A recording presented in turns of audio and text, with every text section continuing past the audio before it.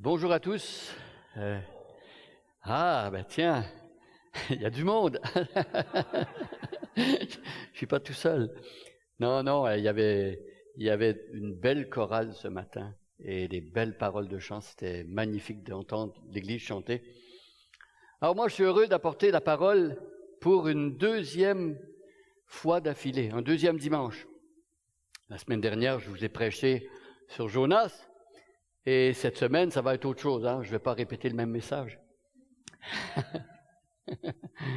Comme vous le savez, il y a environ un mois de ça, on a commencé une nouvelle série de 7 messages dans le livre d'Habakkuk. Une série qu'on a intitulée « De nos pourquoi à la confiance en Dieu ». Alors, on a découvert avec Luc Tessier le contexte d'Habakkuk. Habakkuk, c'est pas un très grand livre, c'est un tout petit livre de l'Ancien Testament qui fait partie des 12 petits prophètes. Donc un livre qui compte seulement 3 chapitres et je vous encourage beaucoup d'ici à la fin de l'été de lire et de relire ce livre-là. C'est très intéressant. Alors le contexte. Permettez-moi une petite révision. Il n'y aura pas de notes. Il n'y a personne qui va échouer. Ne craignez pas. Mais disons que le livre d'Habakkuk se situe à l'époque des rois d'Israël. Pour nous situer, c'est à l'époque des rois d'Israël. Il faut savoir qu'à la mort du roi Salomon, le 3e roi d'Israël, après Saül et David, le territoire d'Israël a été divisé en 2 parties. C'était vers l'an 922 avant Jésus-Christ, 2 parties. Le royaume du Nord, dont la capitale était Samarie, et le royaume du Sud, dont la capitale était Jérusalem. Alors 200 ans plus tard, en 722, les 10 tribus du Nord, qui formaient le royaume de Samarie, ont été vaincus par les Assyriens. Les Assyriens, il faut savoir que c'était la grande puissance de l'époque, un peu comme les États-Unis aujourd'hui. Alors, les tribus du Nord, les 10 tribus sont parties en déportation, mais Habakkuk, lui, puisqu'il habitait dans le territoire du Sud, il n'est pas parti en déportation. Et Habakkuk, lui, il a écrit en l'an 610. Donc un peu plus d'une centaine d'années après la déportation du royaume du Nord. Je sais que ça fait beaucoup de détails, je ne vous demande pas de retenir tout ça, mais c'est pour se situer un peu dans l'histoire du peuple d'Israël. Il faut savoir aussi que le royaume du Sud vit ses dernières années d'indépendance. Pourquoi? Parce que en 587, le royaume de Juda, donc le royaume du Sud, va subir le même sort que la population de Samarie. Mais cette fois-ci, ce sont les Babyloniens qui vont les amener en exil. Vous allez lire dans votre traduction peut-être les Chaldéens. Il faut savoir que Babyloniens et Chaldéens, c'est la même chose, c'est le même peuple. Donc, le royaume de Juda va partir en déportation. Pourquoi? Parce qu'il a été infidèle à l'alliance. Les Judéens sont devenus idolâtres et violents. Ils ont agi un peu comme les nations d'alentour et donc ils ont été déportés. Pour une grande majorité de la population, ils avaient abandonné tout simplement le Seigneur. Voilà pour le topo. Question en commençant. Vous connaissez mes habitudes? Question. Vous est-il déjà arrivé d'être perplexe devant une situation qui vous dépasse? Oh! Moi, ça m'est arrivé. Alors, vous imaginez, vous n'arrivez pas à faire sens de ce qui se passe dans votre vie. Moi, je me souviens d'une époque où je ne comprenais plus comment Dieu agissait dans ma vie. Dieu nous avait appelés, Janine et moi, en France, comme missionnaires. Et alors qu'on s'habituait à peine à notre nouveau pays, on découvre que notre fils aîné était autiste. On découvre aussi qu'en France, il allait être déscolarisé. Alors vous imaginez, on était confus, troublés, déboussolés, on ne comprend rien. Comment est-ce que c'est possible, Seigneur, que tu nous aies appelés à un endroit où il n'y a rien pour notre enfant? Et là, il y avait des questions qui tournaient dans notre tête. Est-ce qu'il faut rentrer au Canada? Quand on vit ce genre de situation, tout devient très compliqué. Quand on n'est pas capable de faire sens de ce qui nous arrive, nos convictions les plus profondes sont remises en question un peu, comme ébranlées. Et ces moments-là sont déstabilisants. Ce sont des moments qui nous entraînent dans une sorte de crise existentielle. Alors, au début du livre d'Habakkuk, entre parenthèses, Habakkuk, ça veut dire celui qui s'agrippe. Celui qui s'agrippe. C'est le sens de son prénom en hébreu. Alors, au début du livre, le prophète ne comprend pas du tout comment Dieu agit parmi son peuple. Habakkuk est confus, il s'interroge. Dans les 4 premiers versets du chapitre 1, que Luc Tessier nous a apportés, on avait entendu les questions d'Habakkuk. Habakkuk a posé des questions à Dieu. Et il avait 2 questions en particulier qui lui brûlaient la langue. La première, jusqu'à quand? C'est une question assez commune. Jusqu'à quand? Comme quand on te fait attendre au téléphone, jusqu'à quand? Ou quand tu attends aux urgences, jusqu'à quand? Habakkuk est impatient. Il voit le peuple vivre dans le désordre, il a hâte que ça s'arrête, il prie. Jusqu'à quand, Seigneur, tes silences? Jusqu'à quand resteras-tu les bras croisés sans rien faire? Évidemment, quand on souffre, on veut savoir quand tout ça va finir. Jusqu'à quand? Si vous avez déjà vécu une longue épreuve, vous comprenez certainement combien c'est dur d'attendre. C'est usant. Jusqu'à quand? Mais ce n'était pas la seule question d'Habakkuk. La deuxième était tout aussi douloureuse pour lui. Deuxième question d'Habakkuk, pourquoi? Pourquoi? Pourquoi me fais-tu voir le mal? Pourquoi tant d'injustice parmi un peuple que tu as pourtant appelé à être saint? Le peuple de Dieu est appelé à être saint. Pourquoi? Pourquoi cette violence insupportable parmi les adorateurs de Yahvé? Habakkuk est touché par le sort de son peuple. Parce qu'Habakkuk porte son peuple dans son cœur. Est-ce que nous, on a le même genre de fardeau qu'Habakkuk pour le bien-être du peuple de Dieu? Ça vous arrive d'avoir un fardeau pour l'Église de Dieu? Habakkuk veut connaître les raisons du silence de Dieu. Il veut savoir pourquoi Dieu n'intervient pas, pourquoi il laisse faire. Parce qu'après tout, dans Deutéronome chapitre 28, le Seigneur avait promis de châtier son peuple quand il serait infidèle à l'alliance. Vous savez, chapitre 28, il y a une liste de bénédictions pour ceux qui sont fidèles à l'alliance et une liste de malédictions pour ceux qui ne sont pas. Et là, il semble que Dieu ne fait rien. On a peut-être déjà vécu les mêmes questions. On s'est peut-être posé les mêmes questions qu'Habakkuk et ces questions ont peut-être brûlé aussi dans notre cœur à un moment donné ou à un autre. Jusqu'à quand? Pourquoi? Et peut-être qu'avec ces questions sur le cœur, on a osé en parler aux autres, mais on n'a pas osé le dire au Seigneur. Ça vous arrive ça? T'as un problème, t'en parles à tout le monde, sauf à Dieu. Ici, on l'a vu, Habakkuk est entré en dialogue avec Dieu. Il a osé s'adresser à lui avec toutes ses questions. Et nous?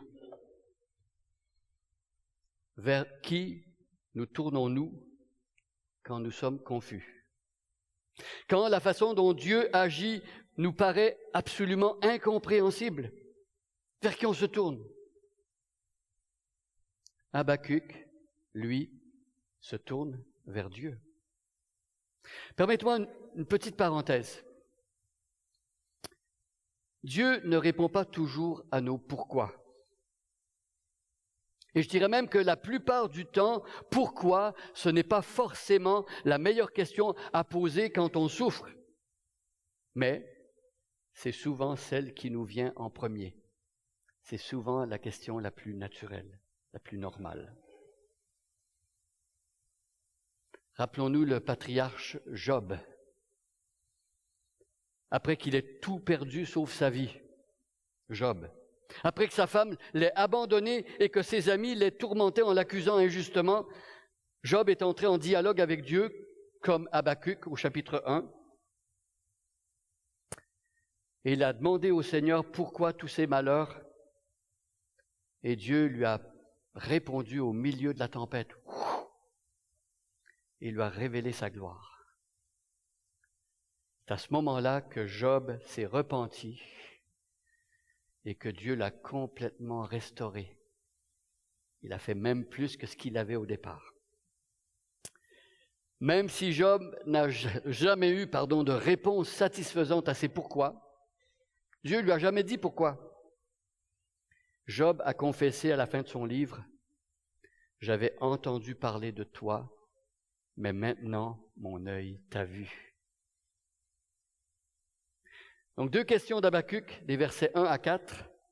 Jusqu'à quand? Pourquoi? Alors dans les versets qu'on va voir ce matin, contrairement à ce que Habakkuk pensait, Dieu ne reste pas du tout silencieux. Dieu n'est pas du tout indifférent. Dieu a entendu la prière d'Habakkuk, il s'apprête à lui révéler ses intentions. Alors voici le plan que je vous propose pour le message de ce matin. Un message en 4 points.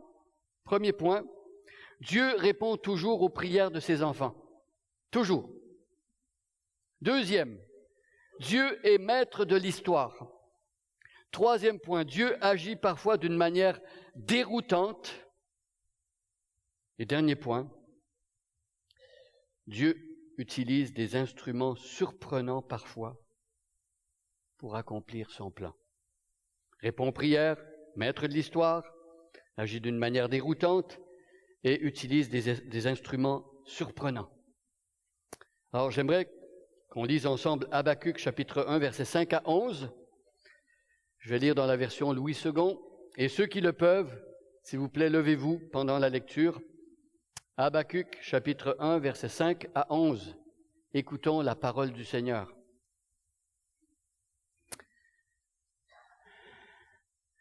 Jetez les yeux parmi les nations, regardez, et soyez saisis d'étonnement, d'épouvante, car je vais faire en vos jours une œuvre que vous ne croiriez pas si on la racontait. Voici, je vais susciter les Chaldéens ou les Babyloniens, peuple furibond et impétueux qui traverse de vastes étendues de pays pour s'emparer de demeures qui ne sont pas à lui. Il est terrible et formidable. De lui seul viennent son droit et sa grandeur. Ses chevaux sont plus rapides que les léopards, plus agiles que les loups du soir, et ses cavaliers s'avancent avec orgueil. Ses cavaliers arrivent de loin, ils volent comme l'aigle qui fond sur sa proie. Tout ce peuple vient pour se livrer au pillage, ses regards avides se portent en avant et ils assemblent des prisonniers comme du sable. Ils se moquent des rois. Et les princes font l'objet de ses railleries. Il se rit de toutes les forteresses, il amoncelle de la terre et il les prend. Alors son ardeur redouble, il poursuit sa marche, il se rend coupable, sa force à lui, voilà son Dieu. Jusqu'ici la lecture, prenez place. On va prier.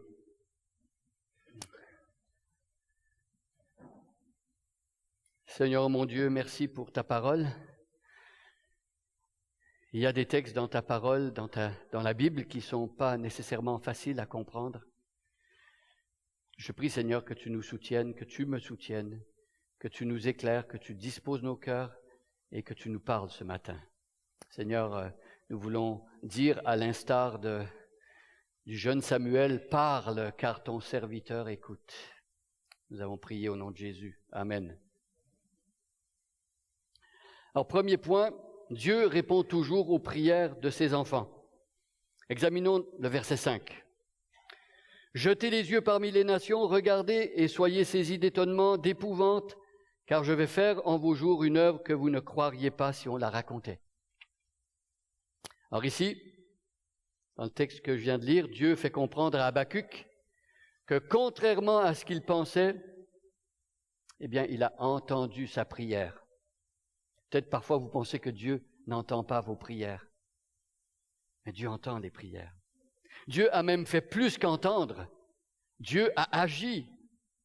Mais voyez-vous, le problème pour Habakkuk, comme pour nous, je pense, c'est que plus souvent qu'autrement, on n'arrive pas à voir ce que Dieu fait.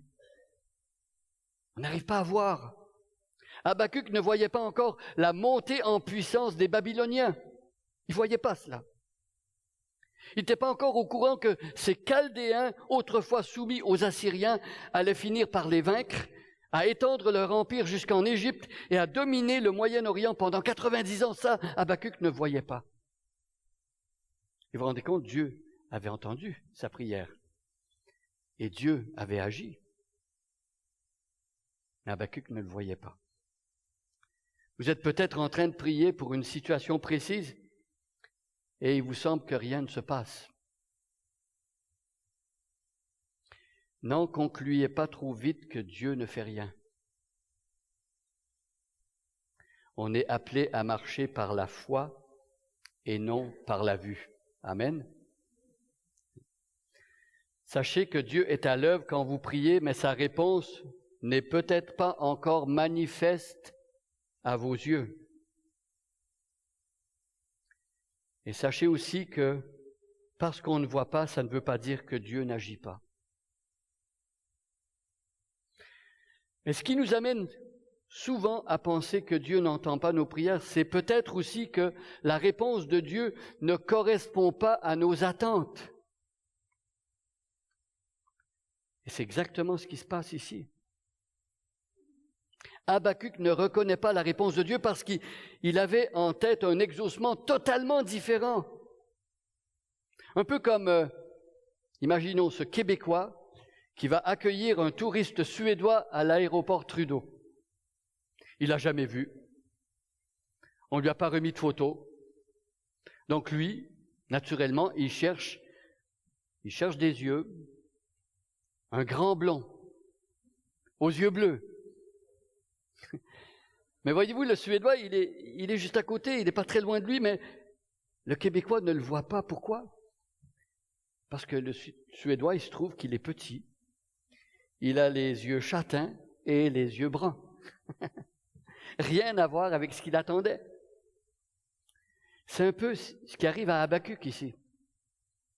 Il se dit, quand le Seigneur va exaucer ma prière, il va sûrement susciter un prophète d'Israël ou un prêtre pour corriger son peuple. Ou peut-être que Dieu va taper sur les doigts des Judéens en leur envoyant une catastrophe naturelle ou une sécheresse ou une invasion de sauterelles ou je ne sais quoi. Mais utiliser des barbares comme des Babyloniens et permettre que le temple soit détruit, ça, jamais. Impossible. Dieu ne ferait jamais ça. Et pourtant, c'est exactement ce qui s'est passé. Quand on prie, est-ce qu'on a en tête que Dieu puisse accomplir une œuvre qui nous étonne? Est-ce qu'il y a dans notre tête une catégorie ou une case pour un genre d'exaucement qui pourrait nous surprendre totalement? Mes amis, beaucoup de prières qu'on fait nous semblent peut-être parfois sans réponse, mais sachez que Dieu répond toujours aux prières de ses enfants. Toujours. Très souvent, pas du tout comme on pense, mais il répond toujours. Parfois, il répond oui. Il nous accorde ce qu'on a demandé et il nous exauce rapidement. Tu pries, Seigneur, aide-moi à pardonner à mon frère. Tu rencontres une personne avec qui tu es en brouille et tu règles le problème pas très longtemps après avoir prié. Dieu a dit oui. Ça me rappelle, Janine me racontait quand on était encore en France qu'il y avait des frictions avec une femme de l'église. Elle va chez le coiffeur et puis elle avait prié. Elle va chez le coiffeur et tout à coup la femme est chez le même coiffeur. Et là elle se parle et c'est réglé. Parfois Dieu répond oui. D'autres fois Dieu nous demande d'attendre. Le timing n'est pas encore bon. Comme quand Marie et Marthe ont demandé à Jésus de venir quand leur frère Lazare était en train de mourir. Jésus a décidé d'attendre que Lazare meure. Quoi? 4 jours plus tard. Pourquoi? Parce que ressusciter un mort allait glorifier Dieu encore plus que de le guérir. Donc Dieu peut dire oui. Dieu peut dire attends. Mais parfois Dieu dit non. Mes amis, quand Dieu dit non à nos prières, c'est une réponse. C'est non. C'est une réponse. C'est peut-être pas la réponse qu'on veut, mais c'est quand même une réponse. On ne peut pas dire que Dieu ne répond pas s'il refuse de nous donner ce qu'on demande. Si par exemple, vous, votre enfant de 5 ans, vous demande de jouer avec une paire de ciseaux bien affilés, vous allez dire « non ». C'est une réponse claire. Inutile d'insister. L'apôtre Paul a demandé à Dieu 3 fois de lui enlever son écharpe dans la chair. Selon plusieurs commentateurs, c'était sans doute une infirmité aux yeux qu'il avait. Mais Dieu a dit non. Paul a accepté la réponse de Dieu, même s'il aurait voulu autre chose. Paul aurait voulu être guéri, mais Dieu a dit non. Et Paul en a conclu que Dieu allait se glorifier dans sa faiblesse. Voyez-vous, dans notre texte, Dieu va répondre à la prière d'Habacuc. Dieu va finalement purifier son peuple. Dieu va rétablir finalement la justice en Juda. Dieu va ramener ses enfants à lui, mais pas du tout comme Habacuc le pensait. Et pas tout de suite. Voyez-vous? Question. Comment réagissons-nous quand Dieu répond à nos prières différemment de ce qu'on aurait voulu? Comment tu réagis? Dieu te donne une réponse, mais ce n'est pas celle que tu veux. À Gethsémane, Jésus a demandé à son Père que la coupe de douleur s'éloigne de lui. Dans son humanité, Jésus a lutté, il a habacuqué, c'est ce que Habacuc veut dire, lutter, s'agripper. Parce que Jésus, en tant qu'humain, il avait l'instinct de survie. Aller à la croix, c'était un combat pour lui. Donc, si cette coupe peut s'éloigner, Dieu a dit non, et Jésus a répondu, non pas ma volonté, mais la tienne. Exemple extraordinaire. Mes amis, la volonté de Dieu est toujours meilleure que la mienne. Sa volonté est toujours bonne, agréable et parfaite pour nous. Romains 12, verset 2. Quand on prie, même si ça arrive parfois qu'on lutte, on ne devrait jamais souhaiter autre chose que sa volonté. Que Dieu nous donne de prier le Notre Père dans une totale confiance en lui demandant sincèrement que ta volonté soit faite sur la terre comme au ciel. Que ta volonté soit faite. Donc Dieu répond toujours à la prière. On va passer maintenant à notre deuxième point. Dieu est maître de l'histoire. Je lis le verset 6. Voici, je vais susciter les Chaldéens, peuple furibond et impétueux qui traverse de vastes étendues de pays pour s'emparer de demeures qui ne sont pas à lui. Habacuc n'avait sans doute pas en tête que ses prières puissent trouver leur réponse en dehors du peuple de Dieu. Quand Dieu va me répondre, ça va être à l'intérieur du peuple de Dieu.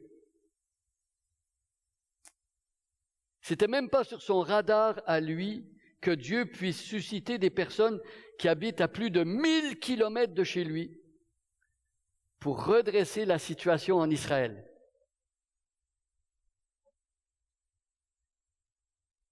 Il se pourrait bien que parfois, nous les chrétiens, nous nous imaginions que Dieu n'agisse que dans l'Église et par le moyen de l'Église. On pourrait même penser, à la limite, que Dieu ne s'intéresse pas vraiment aux affaires du monde. Le monde, c'est le domaine de Satan. Dieu n'a rien à faire avec tout ça. Eh bien, c'est totalement faux. Le monde entier lui appartient. Rien de ce qui arrive sur notre planète est en dehors de son pouvoir. Il n'y a pas un millimètre d'endroit sur la terre où Dieu n'agit pas. Il est au contrôle de tout. Dieu n'a jamais cessé de régner sur sa création, malgré la rébellion des êtres humains, malgré notre rébellion. Et Dieu règne encore aujourd'hui malgré la guerre en Ukraine, malgré ce qui se passe dans la bande de Gaza. Alors, dans notre texte, Dieu va utiliser les Babyloniens sans qu'ils s'en rendent compte pour accomplir son plan à lui. Eux n'ont pas conscience que c'est Dieu qui les dirige, et pourtant c'est le cas. Et on voit ça ailleurs dans la Bible, dans le livre de Daniel, on voit aussi Dieu se servir de Nebuchadnezzar ou Nabucodonosor, comme vous voulez, pour accomplir ses desseins. Et même le prophète Ésaïe nous parle d'un empereur polythéiste, Cyrus, et quand il en parle comme de son Messie. Quoi? Cyrus, un empereur païen, son Messie? Waouh! Dieu peut utiliser qui il veut. Aujourd'hui, Vladimir Poutine, Donald Trump, Emmanuel Macron, Mark Carney, Benjamin Netanyahou. Toutes ces personnes s'imaginent peut-être faire aboutir leur projet à eux. Mais au-dessus de ces hommes-là, il y a l'Éternel des armées qui est en train d'accomplir ses plans à lui. Le Dieu de la Bible est le maître de l'histoire. Il est aussi le maître de notre histoire à chacun d'entre nous. Troisième point. Dieu agit parfois d'une manière déroutante. Versets 6, 7, 8. Voici, je vais susciter les Chaldéens, peuple furibond et impétueux, qui traverse de vastes étendues de pays pour s'emparer de demeures qui ne sont pas à lui. Il est terrible et formidable, de lui viennent son droit et sa grandeur, ses chevaux sont plus rapides que les léopards, plus agiles que les loups du soir, et ses cavaliers s'avancent avec orgueil, ses cavaliers arrivent de loin, ils volent comme l'aigle qui fond sur sa proie. Alors au verset 6, comme on l'a dit tout à l'heure, Habakkuk nous confirme que derrière l'intervention des Babyloniens, qui est-ce qui est là? Eh bien, c'est Dieu. Derrière l'intervention des Babyloniens, il y a Dieu. C'est Dieu qui a voulu que ce peuple cruel marche contre ses enfants pour les châtier.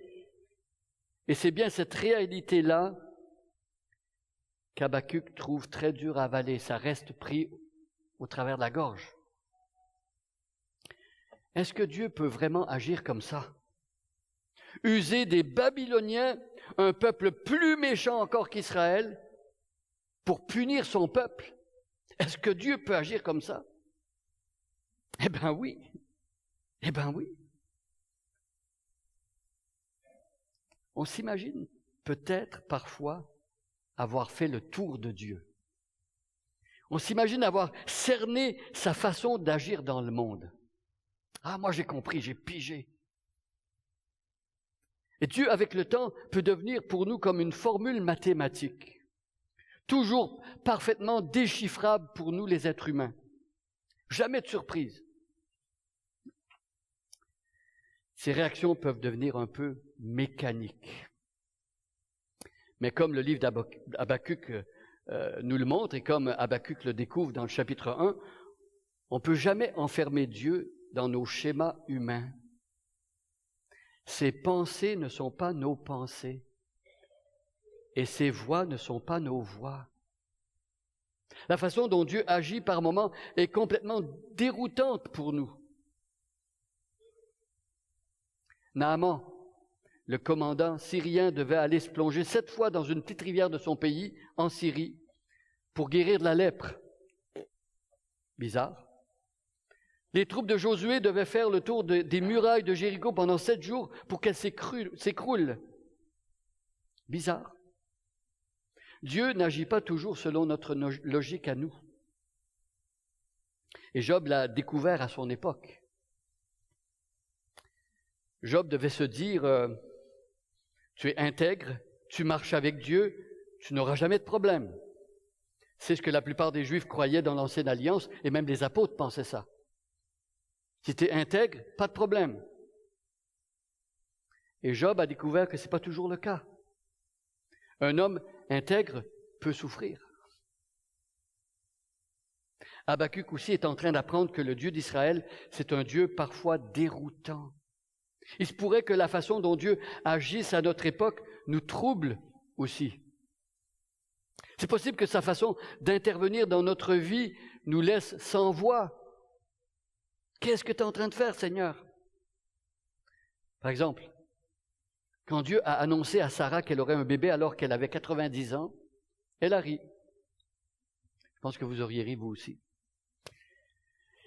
Dieu a répondu à son scepticisme par une question. N'y a-t-il rien qui soit étonnant de la part de Dieu?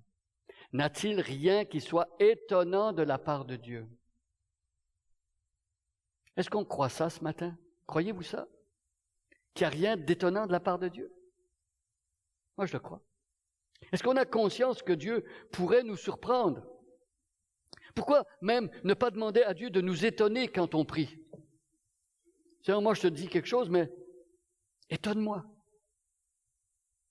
Faire quelque chose qu'on n'a pas prévu, plus grand que ce que nous pensions. Pourquoi ne pas croire qu'il peut faire infiniment au-delà de tout ce que nous imaginons ou même pensons? Éphésiens 3, 19. Quatrième point. Dieu utilise des instruments surprenants pour accomplir son plan. Le Dieu surprenant dont on vient de parler, est-ce qu'il peut utiliser un instrument totalement improbable pour accomplir son plan? Est-ce qu'il peut servir d'un terroriste musulman, d'un dictateur athée, d'une femme qui pratique l'occultisme, d'un enfant, je ne sais quoi d'autre? Je pense qu'avec tout ce qu'on vient de voir maintenant, vous connaissez la réponse. Ici, dans notre texte, il se sert d'instruments des plus inattendus. Le peuple babylonien, cruel, dévergondé, violent, idolâtre, sanguinaire. C'étaient les nazis de leur époque. Je lis les versets 9 à 11. Tout ce peuple vient pour se livrer au pillage, ses regards avides se portent en avant, et il assemble des prisonniers comme du sable. Il se moque des rois, et des princes font l'objet de ses railleries. Il se rit de toutes les forteresses, il amoncelle de la terre, et il les prend. Alors son ardeur redouble, il poursuit sa marche, il se rend coupable, sa force à lui, voilà son Dieu. Comment est-ce possible que Dieu utilise ces gens sans foi ni loi? Moi, j'ai entendu le témoignage d'un homme qui avait lu un livre sur l'ésotérisme avant de se convertir. Il y avait des références bibliques au bas des pages. Le gars a décidé de s'acheter une Bible pour lire les références. Il les a lues et il s'est tourné vers Jésus. Il s'est converti. Wow. Le fait que Dieu décide d'utiliser quelqu'un pour accomplir ses projets, ça ne veut pas dire forcément que Dieu est d'accord avec sa façon d'agir. Ça ne veut pas dire qu'il approuve son comportement. Dieu n'est pas d'accord avec l'ésotérisme, le terrorisme, la tyrannie. Dieu n'est pas d'accord du tout avec ça. Mais il choisit parfois d'utiliser des personnes terriblement méchantes, comme c'est le cas ici dans notre texte. Et j'irai même jusqu'à dire que Dieu utilise Satan au bout d'une laisse, sans évidemment qu'il soit d'accord avec ses méthodes, avec ses valeurs, avec son éthique. Il utilise Satan comme dans le livre de Job. Voyez? Ne vous étonnez pas si Dieu utilise des dictateurs imbus de leur propre personne, ou si Dieu utilise des organisations impies parfois pour accomplir son plan. Dieu est au ciel et il fait ce qu'il veut. Mais il ne faut pas oublier cette chose importante. Dieu fait toujours concourir toute chose au bien de ceux qui l'aiment. Au point même où la méchanceté des 11 frères de Joseph a contribué au salut de tout un peuple. Œuvre est inspirée par le mal et Dieu a tourné ça en bien pour le peuple d'Israël. Alors la croix, c'est l'exemple parfait de ça. Quand Jésus a été crucifié, c'est le mal absolu qui s'est manifesté. Et pourtant, c'est par cette croix-là que le bien suprême s'est exprimé dans le monde. Quel paradoxe! Paradoxe qui nous amène à dire, comme l'apôtre Paul dans sa lettre aux Romains, « Ô profondeur de la richesse, de la sagesse, de la science de Dieu, que ses jugements sont insondables et ses voies incompréhensibles, car qui a connu la pensée du Seigneur, qui a été son conseiller, qui lui a donné en premier pour qu'il ait à recevoir en retour? C'est de lui, par lui et pour lui que sont toutes choses, à lui la gloire dans tous les siècles. Amen. » Romains 11, 33 à 36. Je vais conclure maintenant. Ce matin, on a vu un prophète perplexe. On a vu qu'il a appris plusieurs leçons absolument essentielles dans sa vie spirituelle. Et je prie que nous, aujourd'hui, on apprenne les mêmes leçons. Revoyons ensemble les 4 leçons qu'il a apprises. Premièrement, Dieu répond toujours aux prières de ses enfants, même quand on ne le voit pas, même quand ce n'est pas tout de suite. Dieu répond toujours. Deuxièmement, Dieu est maître de l'histoire, pas seulement de l'histoire de l'Église, mais de l'histoire de tous les peuples et de notre histoire. C'est lui qui règne tout le temps et partout. Troisièmement, Dieu agit parfois d'une manière déroutante. Il nous surprend. Il peut même nous épouvanter, comme le texte le dit ici. Ses pensées ne sont pas nos pensées, ses voies ne sont pas nos voies. Il peut sauver le plus gentil des hommes comme le pire des criminels. On a des gens ici qui aillent régulièrement à la prison. Et là, ils voient que Dieu sauve des personnes qui, dans leur passé, ont fait des choses terribles qu'ils regrettent beaucoup. Quatrièmement, Dieu utilise des instruments qu'il veut, comme il veut, quand il veut. Et il peut même t'utiliser, toi. Peut même nous utiliser.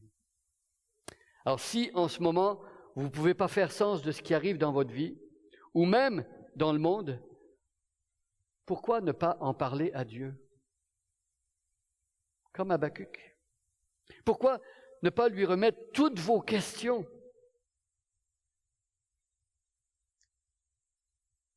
Je conclus avec une exhortation tirée de la première lettre de Pierre, 1 Pierre 5, 7.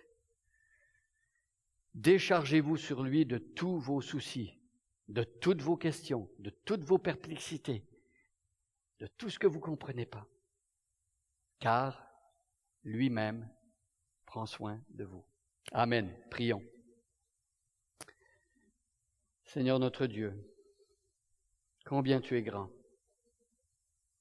Devant ta grandeur, nous sommes tellement petits, tellement faibles. Pardonne-nous de douter de toi ou de penser que tu ne nous écoutes pas. Mais Seigneur, aide-nous à comprendre que ton plan est beaucoup plus grand que ce que l'on peut comprendre. Et permets-nous, Seigneur, de croire et de marcher par la foi et non par la vue. Et prie au nom de Jésus. Amen.